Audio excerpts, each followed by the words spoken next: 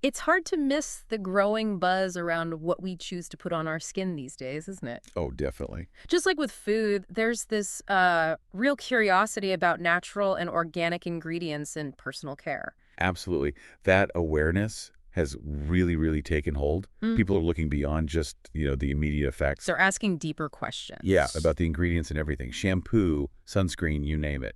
And that's exactly what we're diving into today. We've got this detailed report analyzing the global organic personal care market. Think of it like our roadmap. Yeah, Our goal is to kind of cut through the data and figure out what's really driving this surge in popularity, exactly.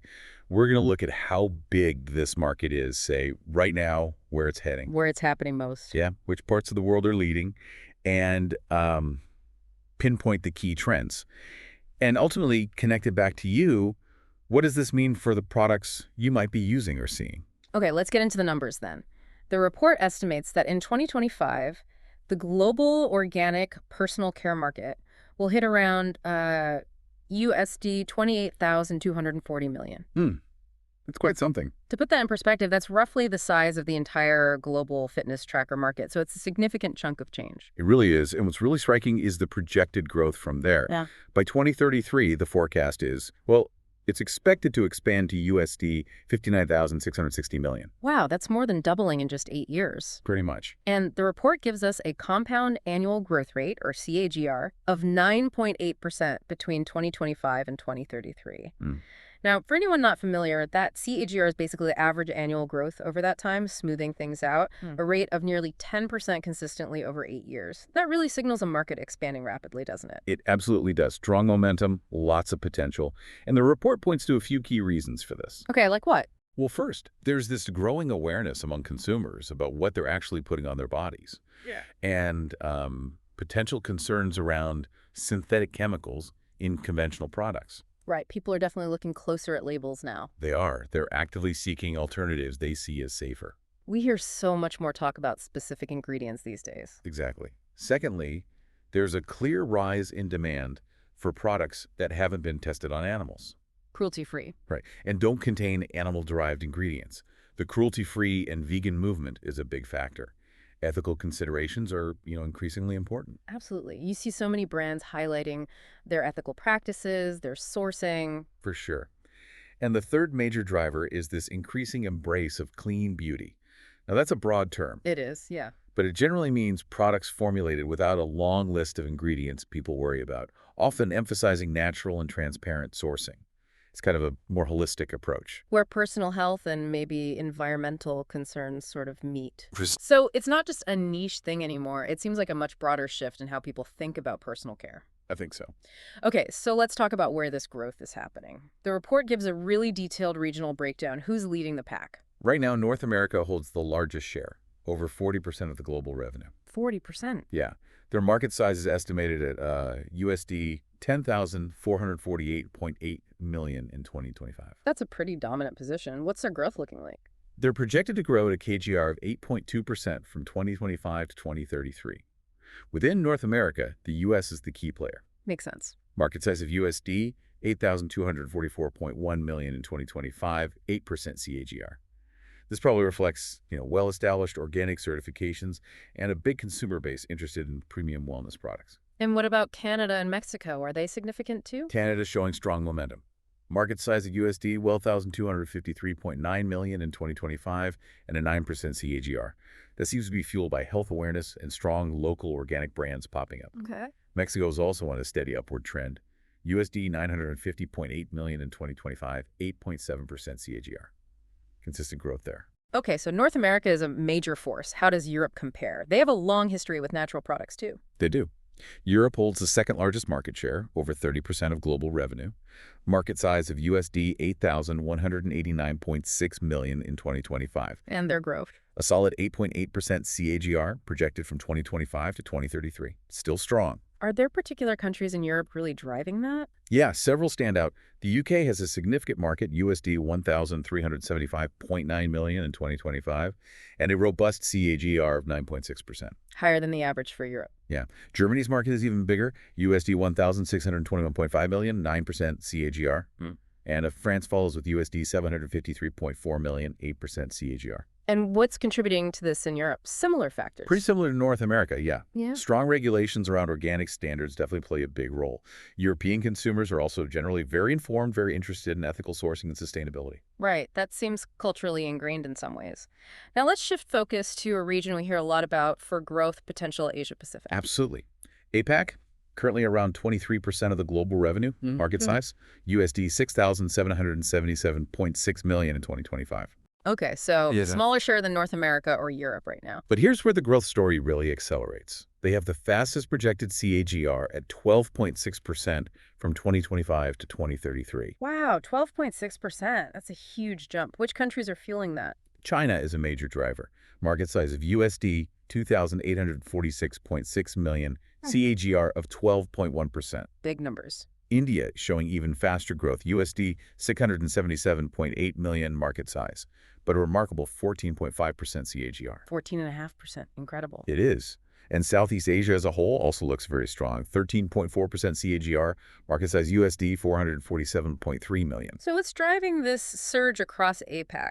It seems like a combination of things. Rising incomes, definitely. More people can afford premium skincare. Okay. There's also just growing demand for higher quality products generally. And as we touched on, e-commerce is massive there. It's making these products so much more accessible. Right, easy online access can totally open up a market, especially in geographically vast regions. Okay, what about South America? South America has a market share of over 5%. Market size of USD 1,073.1 million in 2025.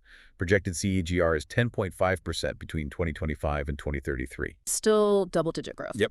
Brazil is dominant there, USD 459.3 million, 11.1% CAGR, driven partly by a strong trend towards plant-based products. Huge. Argentina is also growing fast, USD 180.3 million, 11.4% CAGR, probably reflecting adoption by urban consumers. Okay.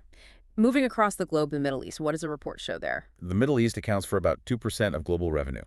Market size USD 1,129.6 million in 2025 and an 11.1% CAGR through 2033. Again, strong growth rate. Yeah.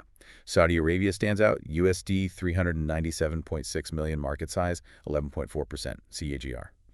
There's a noted preference for halal-certified products there, which often overlaps with natural and organic principles. Ah, interesting synergy. And Turkey has a thriving herbal cosmetics sector, USD 90.4 million market size, 11.7% CAGR. And finally, Africa. What's the picture there? Still emerging. Still emerging, yeah. About 1% of global revenue currently. Yeah. Market size USD 621.3 million in 2025. Projected CAGR is 10.1% from 2025 to 2033. So growing steadily. Steadily. South Africa leads USD 218.7 million, 11% CAGR, growing interest in ethically sourced products. Nigeria is also seeing growth, USD 49.7 million, 10.3% CAGR, potentially linked to a rising middle class and maybe a local preference for ingredients like shea butter. It's fascinating. The overall growth is clear, but the different rates and local influences in each region really paint a complex picture. It does.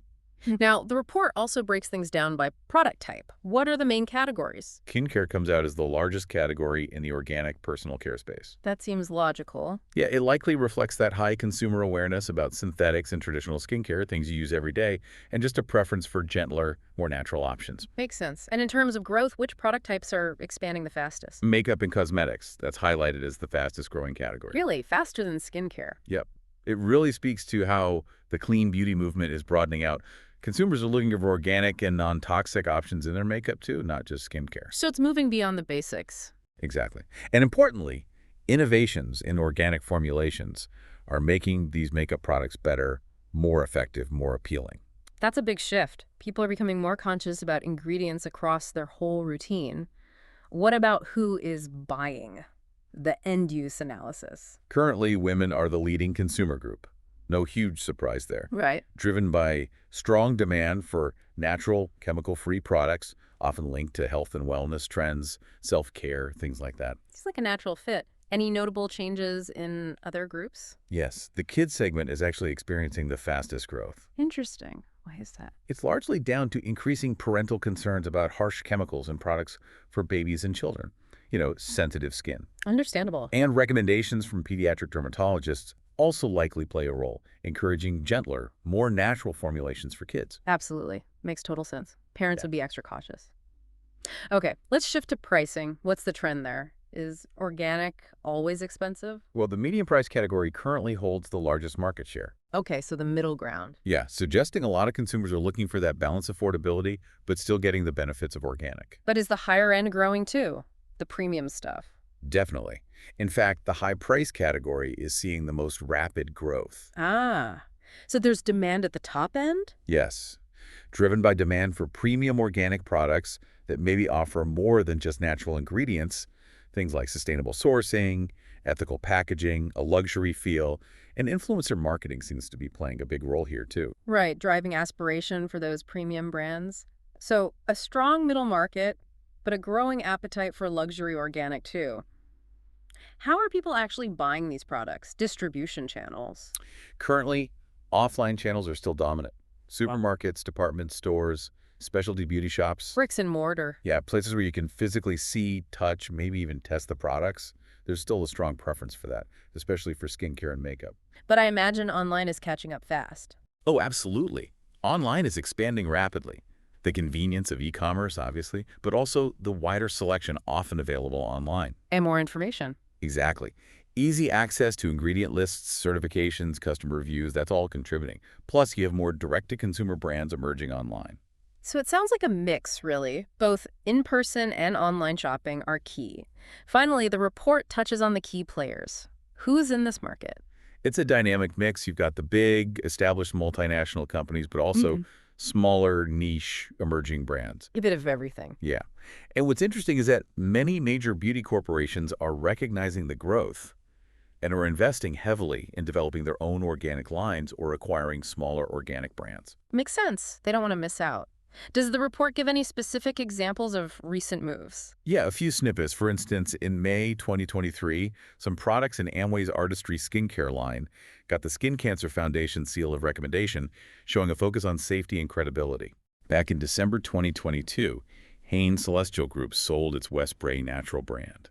That was a strategic move to focus on their core organic and natural brands. Streamlining their focus. Exactly. And January 2022, a new company in China, Pula, launched a clean label kids skincare line, mostly online, targeting that fast-growing segment we mentioned. Yeah. And April 2021, Refresh Botanicals, a Canadian organic brand, expanded into India, showing that global reach. Those examples really paint a picture: established players getting certified, strategic portfolio changes, new brands targeting specific niches and regions. Exactly. It's a very active, constantly evolving market. Okay, so as we wrap up this deep dive, what are the really key things for us to remember about this global organic personal care market? I think the main takeaway is just the undeniable, sustained global growth. This isn't some fleeting trend. It seems rooted in a fundamental shift in consumer values. Driven by that awareness of ingredients, health, ethics, sustainability. Precisely. It's about conscious choices. And we saw that while North America and Europe are the big players now, Asia Pacific is where the fastest growth is happening. Right. And while skincare is the biggest piece of the pie, the rapid growth in makeup and cosmetics shows organic is broadening its appeal across different product types. Don't forget the kids market growing fast, too. Good point. And the increasing importance of online sales alongside traditional retail is key. Plus, the competitive landscape heating up with both big and small players involved. So as you, the listener, take all this in, it prompts a really interesting question, I think. What do these trends suggest about the future of your own personal care choices and maybe the broader beauty industry? How might these shifts influence the kinds of products that get developed and become available to you in the coming years? It definitely gives you something to consider next time you're, browsing the shelves or scrolling online. Absolutely. The insights from this report offer a really compelling glimpse into a future where natural and organic personal care seems likely to become even more mainstream. It'll be fascinating to watch how it all continues to evolve. Well, thanks for joining us for this deep dive into the organic personal care market. We hope it's given you some valuable perspective on this dynamic industry. Hope so. Until our next exploration, keep thinking about what's behind the products you use.